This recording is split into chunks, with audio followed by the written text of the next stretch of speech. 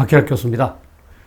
지금까지 사회에 걸쳐서 북한의 급변 사태가 일어날 수 있는지, 일어나면 우리가 개입할 수 있는지, 그리고 독일이 그런 유사한 급변 사태가 일어났을 때 어떻게 통일에 성공하였는지 등을 살펴보았습니다.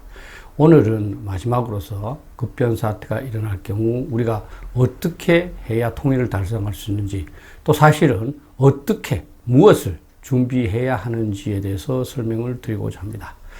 특히 여러분들한테 다시 한번 강조하고 싶은 것은 독일의 경우에 이 절차적으로 보면 동독이 서독에 편입되는 그런 방식을 선택을 했습니다. 서독 헌법 23조를 통해서 연방의 한 부분이 된 것이죠. 사실은 우리가 지금 남북 통일을 할 때 통일 헌법을 만들도록 되어 있습니다만, 통일 헌법 내용에 동의하거나 또 그것을 통과시키는데 상당한 그 난관이 예상됩니다. 따라서 통일이라는 원칙에 합의했다 하더라도 통일 헌법을 논의하는 과정에서 그것이 틀어질 수가 있습니다.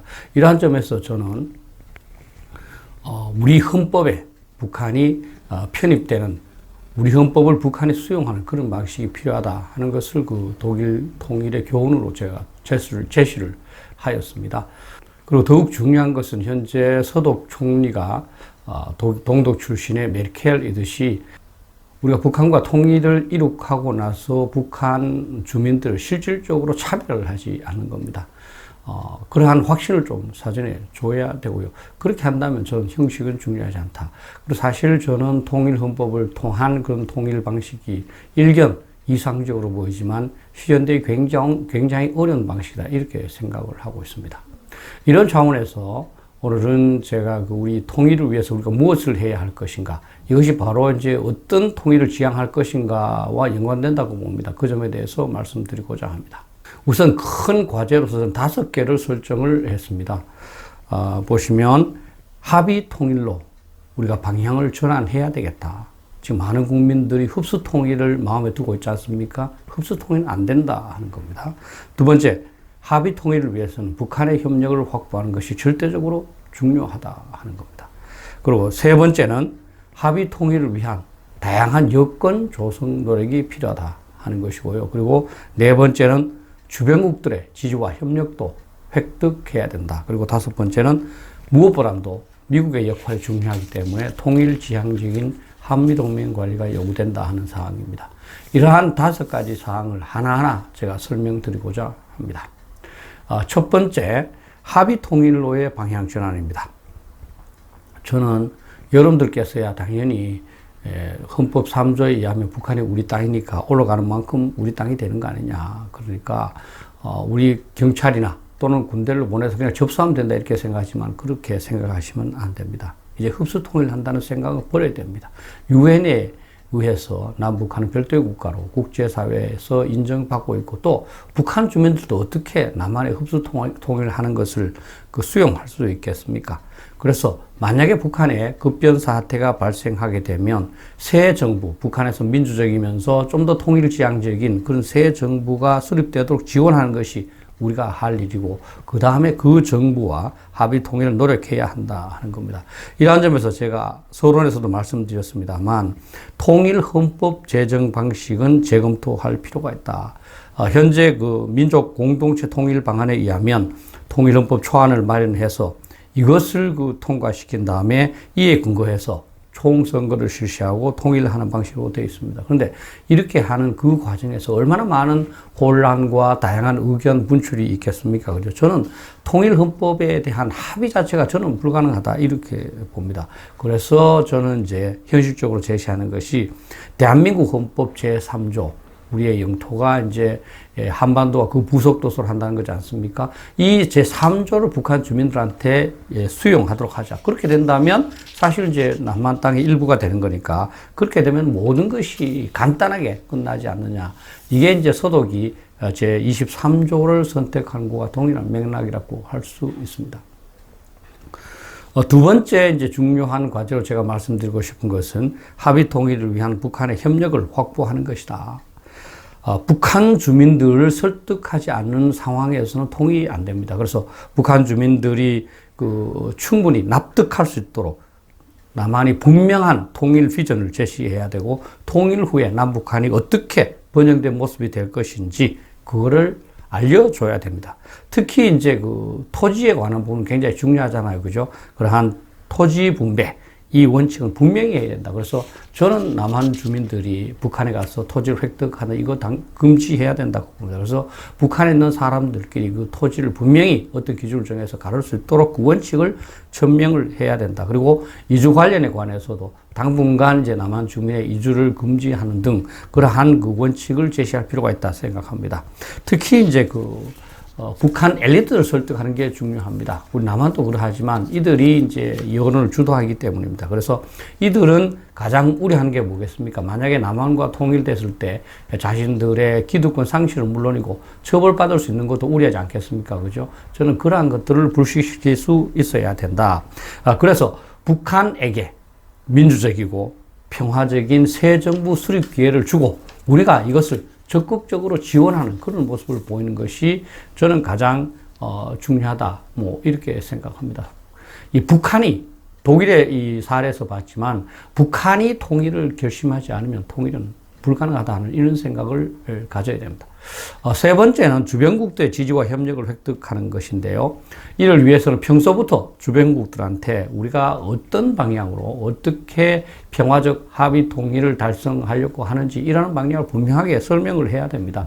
지금처럼 우리가 예를 들어서 올라가서 뭐 접수하거나 또는 뭐 수복하면 됩니다 하는 그런 시각으로서는 국제사회를 설득할 수가 없습니다.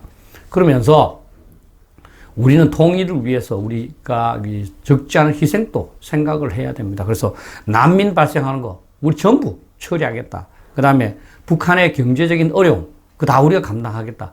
또 앞으로 북한을 경제적으로 재건하는 문제 그거 우리 한국이 다 담당하겠다. 그리고 북한이 다른 국가에 지고 있는 채무 그거 우리가 다 주겠다. 이렇게 약속을 해야 됩니다. 우리가 통일을 아무 부담 없이 하겠다 하는 것 자체가 사실은 잘못된 것이죠. 서독과 같이 동독의 채무를 다 부담하고 주변 소련군의 철수 또는 그 이외의 비용까지도 줌으로써 이 소련의 지지를 획득했다는 사실을 우리 한번 유념해 볼 필요가 있습니다. 그리고 무엇보다 중요한 게 이제 북핵 처리는 주변국들에게 위임해야 된다는 겁니다. 국민들께서는 통일을 해서 북한 핵무기 우리가 가지면 우리가 진짜 어떤 강대국은 안 되지만 강소국으로서 큰소리 치지 않느냐 이렇게 생각하시겠지만 그렇게 하면 어떤 나라가 우리의 통일을 지지해 주겠습니까? 저는 핵은 분명히 포기해야 되고 그러한 분명한 포기 이사를 국제사회에 알려야 된다 이렇게 생각을 합니다. 근데 더욱 중요한 것은 만약에 남한 주도의 민주적이고 평화적이고 그런 합의 통일이 안 된다면 어떻게 하겠느냐. 그때는 저는 유엔 주도의 통일 방안도 받아들여야 됩니다. 유엔이 북한 사회에 들어가서 그것을 일단 잠정적으로 통제하도록 하는 겁니다. 당연히 유엔 상임 이사국이 지역을 분할을 해서 통제를 하겠지요. 또 그것이 또 영구적인 분할의 어떤 신호탄이 될 수도 있습니다. 그러나 그러한 위험을 감수하지 않을 수 없습니다. 전쟁하는 것보다 낫지 않겠습니까? 그죠? 그러나 실질적으로 따져보면 유엔이 주도한다고 해서 다른 나라 병력이 많이 올 수 있겠습니까? 그죠? 특히 이제 미국이 담당하는 부분. 또 이제 일부에서는 일본도 이제 가담시키도록 했더라고요. 일본을 가담시킴으로써 우리 한국을 지지하는 그 세력을 넓히고자 하는 거죠. 그러한 지역에는 우리 한국군을 많이 보내면 자연스럽게 시간이 흐르면서 한국 주도의 이 평화적 합의 통일이 될 수 있지 않는가 저는 이렇게 생각합니다. 그 다음에 이제 통일지향적인 한미동맹 관리가 마지막 과제인데요. 이게 사실은 굉장히 중요합니다. 이 독일 통일의 사례에서 보면 미국만이 사실은 독일 통일을 지지했고 미국이 앞장서서 다른 국가들을 설득했기 때문에 이 독일 통일을 다른 국가도 지지하게 되었습니다. 그래서 미국만이 사실은 현재 상태에서도 한국의 통일을 지원하고 있다고 봐야 합니다. 따라서 미국을 하여금 주변국을 설득하도록 해야 된다. 그래서 이를 위해서는 평소부터 우리 정부가 북한의 급변 사태가 발생할 경우에 어떻게 처리할 것인가에 대해서 미국과 구체적으로 사실은 협의를 해야 됩니다. 그리고 급변 사태가 발생했을 경우에 그 문제를 처리하는 방안에 있어서도 우리 단독으로 우리 고집대로 할 것이 아니라 미국하고 잘 협의해서 적절하게 역할을 분담을 해야 된다. 뭐 이렇게 생각을 합니다. 이 중에서 중요하다고 생각하는 것은 사실 이제 북핵 문제, 그것을 처리하는 것은 가급적이면 미국한테 전적으로 위임할 필요가 있다. 당연히 우리도 개입할 수 있죠. 그렇지만 가급적이면 미국이 알아서 처리할 수 있도록 함으로써 미국이 다른 일에 대해서 우리한테 협조하도록 해야 됩니다. 그러면서 특히 미군이 이 북한 지역으로 진주하지 않고 우리 한국군만 감으로써 중국 또 이제 사실은 이제 그 경계하지 않도록 하고 또 북한 주민들한테도 조금 안심을 시킬 필요가 있다. 따라서 한미가 협동을 하면 북한의 급변 사태가 발생했을 때 그것을 통일로 원만하게 연결할 수 있지만 그렇게 하지 못해서 미국의 지원을 확실하게 획득하지 못하면 그것 자체도 굉장히 어려울 수 있다 이렇게 생각을 합니다. 제가 지금까지 논의한 북한 급변 사태에 관한 동영상 그 결론으로 제가 말씀드리겠습니다. 무엇보다도 북한이 붕괴될 우려가 있습니다. 근데 그것은 지도자 유고가 아니라 북한 내부의 무질서, 불확실성 증대, 즉 엔트로피가 증대됨에 따라서 붕괴되는 것이다. 사실은 모포로 말하면 모포 한 군데 구멍이 뚫어져서 못 쓰게 되는 것이 아니고 모포 전체가 낡아져서 그것이 붕괴되는 그런 상황을 제가 얘기하고 있습니다. 그리고 두 번째로 중요한 것은 북한이 붕괴되어도 흡수 통일은 불가능하다는 겁니다.